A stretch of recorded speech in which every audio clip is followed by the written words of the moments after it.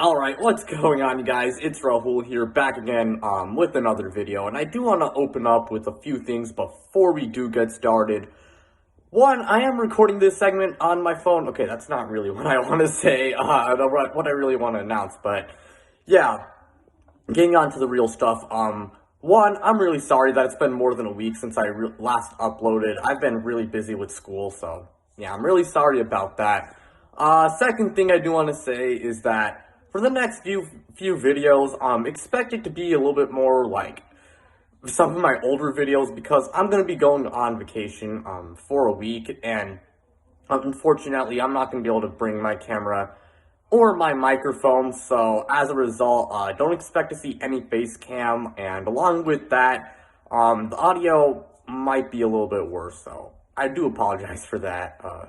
Last thing I do want to say, this is more so a question, but because I do a lot of times, like around this time of the year, go like 1-2 week stretches where I don't upload, I was wondering, do you guys want to see more YouTube Shorts on this channel? Because YouTube Shorts and, TikTok, stuff like that, it's very popular, obviously, and I was wondering, do you guys want to see more videos like that? Let me know, in the comment section below, but yeah, besides that, hope you guys enjoy the next video.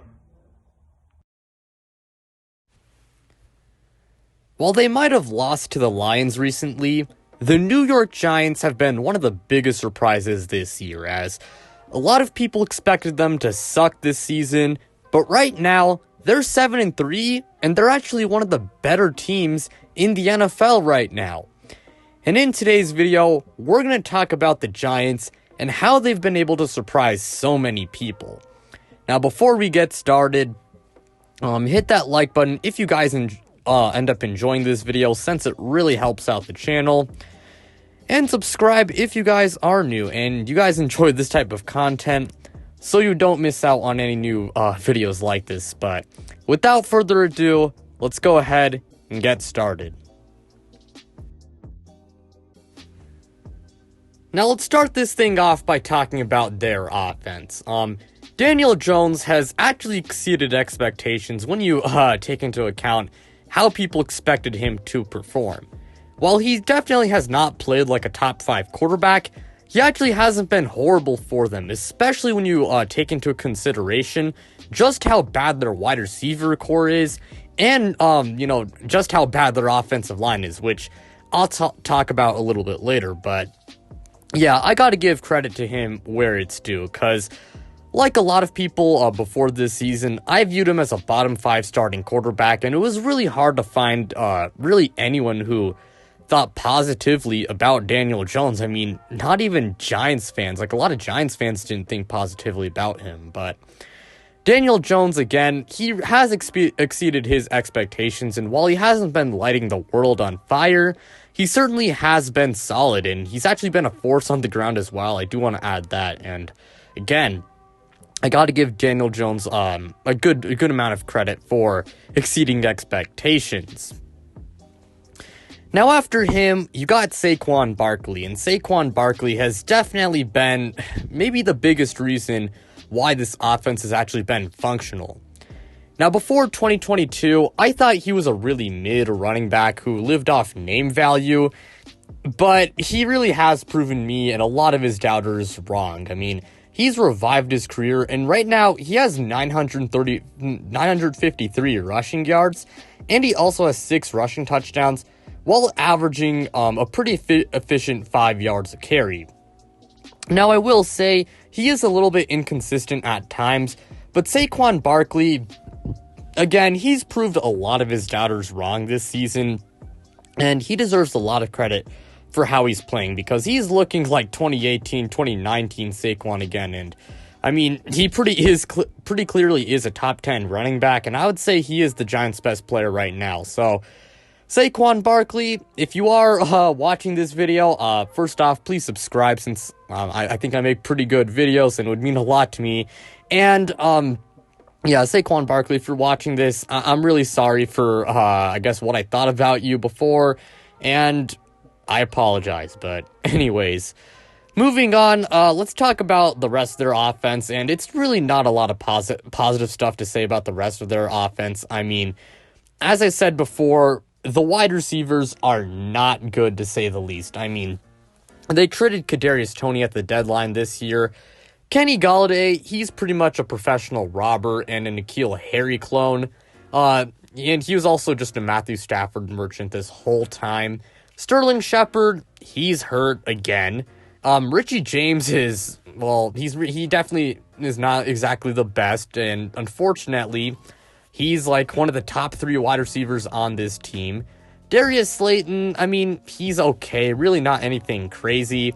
And Wan'Dale Robinson, I will say, definitely showed some flashes of what he could be, but unfortunately, he did tear his ACL this year, which really does suck. But that being said, Wan'Dale Robinson, he is a pretty big bright spot on this wide receiving core, and I do believe that next year, or like the year after that, I do think he is going to break out. So, yeah, pretty much all I got to say about their wide receivers.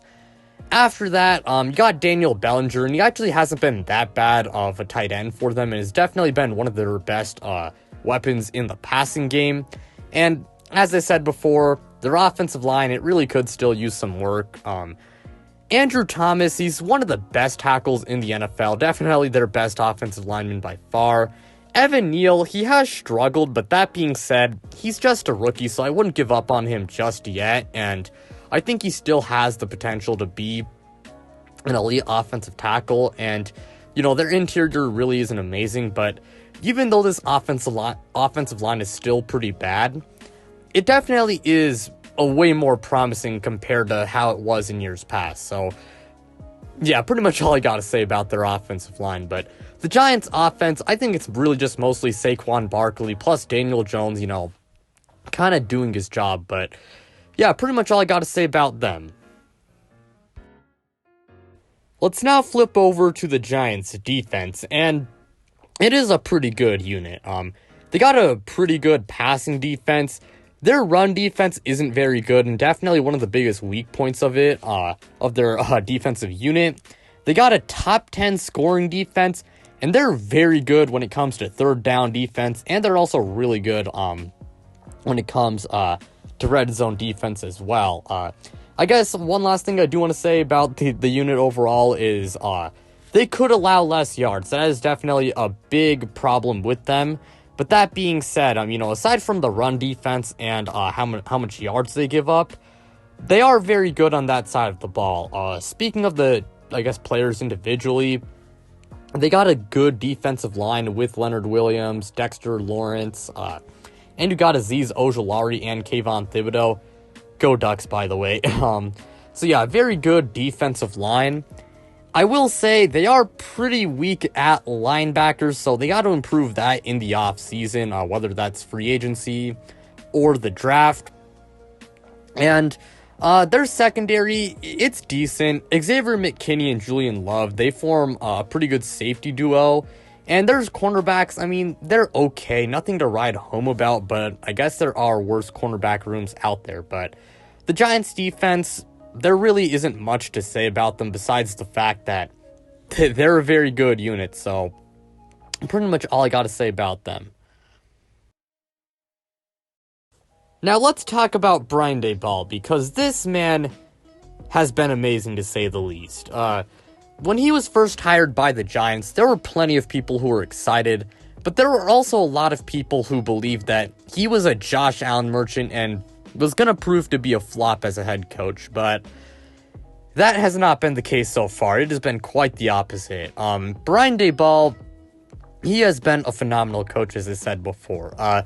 When you look at the Giants roster on paper, they should not be 7-3 right now, but because of Brian Daboll's coaching, they are 7-3, and especially when you look at the offense, I mean, he really has helped revive Daniel Jones' career in a way. Like, again, he hasn't been phenomenal, but Daniel Jones has been, you know, playing his best football, you know, in a while. And same thing with Saquon Barkley, except to an even greater extent. I mean, Saquon Barkley, you know, he hadn't had a good season since 2019, and there were a lot of people, again, heading into the season that were doubting him. And, I mean, I was one of those people.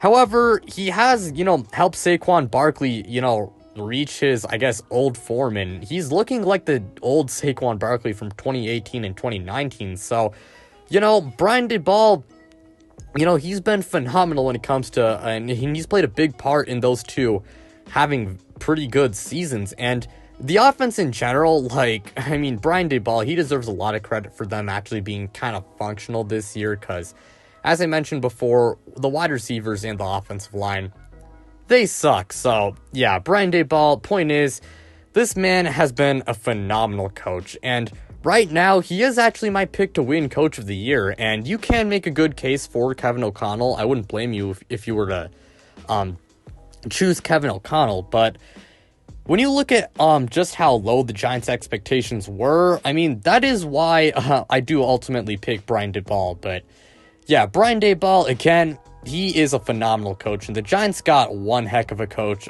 in Brian.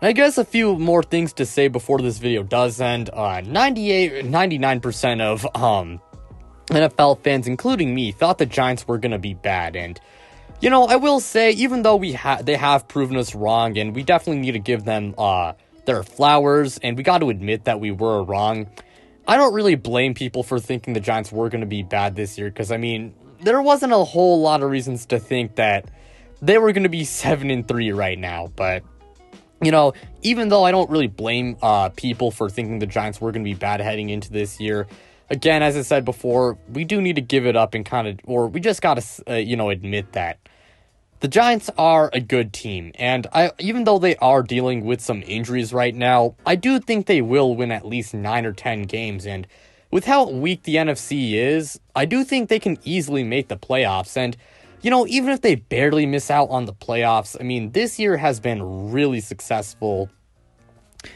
for the Giants, and if you are a fan of New York, you gotta be really happy with how this year has gone, and the Giants do have a lot of cap space this offseason, so, given just how good they've been, I'm sure a lot of free agents want to go to the Giants, and the Giants, they're going to have an opportunity to really upgrade this team, but that's all I got to say for them. Thank you guys so much for watching. It really means a lot. Again, like, subscribe, do all of that stuff, and check me out on social media. The links to my Instagram and my Twitter, they're in the description below. But without further ado, I'm out, you guys.